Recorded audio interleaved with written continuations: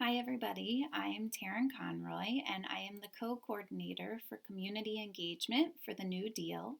In addition to that, I work as a school counselor. I've been a counselor for the past 10 years, and this past year I joined my school's administration team. The school where I work serves students in pre-K through 8th grade, and I have to say I love my job. So, I want to talk to you today about the fourth vision statement in the New Deal for educational leaders. The fourth vision statement says that New Deal leaders operate from a deep understanding of ethical decision making, and that these leaders really use a multidimensional approach to ethical decision making when faced with an issue.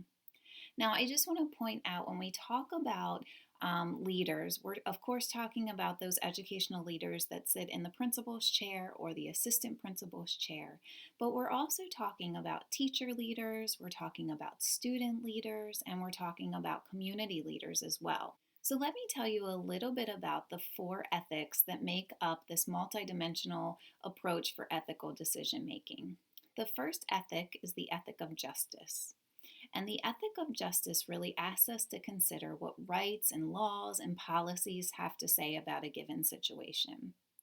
The second ethic is the ethic of the critique. And the ethic of critique actually questions those laws and questions those policies to say, who created these laws and who do they benefit and who do they harm?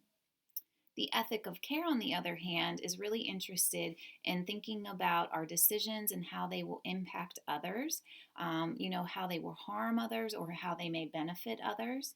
And then the ethic of the profession really asks us to consider our professional code of ethics as well as our personal code of ethics when making decisions.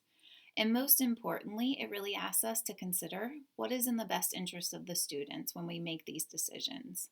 Now, a New Deal leader that operates from this approach to ethical decision making really is in contrast to the conventional school leader that mostly only thinks about the ethic of justice when making decisions. A leader like this would really not question authority, is really, interested in obeying authority, even if it is to the detriment of that leader or its stakeholder groups. So I must admit I am biased to the ethic of care. Being a school counselor, I really am always thinking about or trying to think about how people will be impacted by the decisions that we, the school, the institution, the organization makes. But certainly that's never at the neglect of the other ethics, and I understand the value they bring to decision making.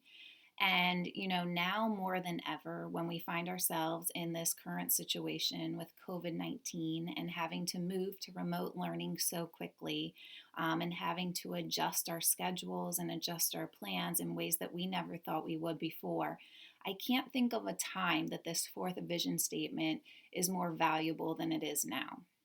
And I'll give you an example. So, I currently joined our committee for planning graduation for our eighth graders. At our school, it's a huge deal filled with lots of tradition. We bring back alums to speak. It's a very ceremonious experience where families come, grandparents come, faculty come, there's awards. It's a really big deal. And we have been tasked with, as the graduation committee, with really trying to figure out how we still make this event that is so special to our community engaging and special and really recognize our graduates. Now, if we were just operating from a conventional approach, we may come together as a committee, make a decision, and then just tell everybody this is what we're doing. But we really knew that we needed to take care of our community and our students during this time, and that wasn't the way to go. So we set up forums, we talked to our students, we talked to our parents, we sent out surveys to these different stakeholder groups to really try to get a sense of what their hopes were for this graduation. And what we quickly came to find is that they did not want a virtual graduation, which is where our thinking had originally been.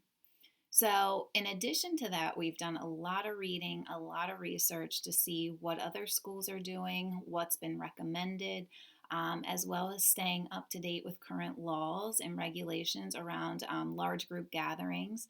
So, taking all of these considerations into account, we were really able to come up with a plan that made a lot of people happy. And one of the reasons I think they felt so happy with this decision, it was not that it was the perfect decision or that it's the perfect experience that they're going to be having, because we certainly can't replicate what they're used to.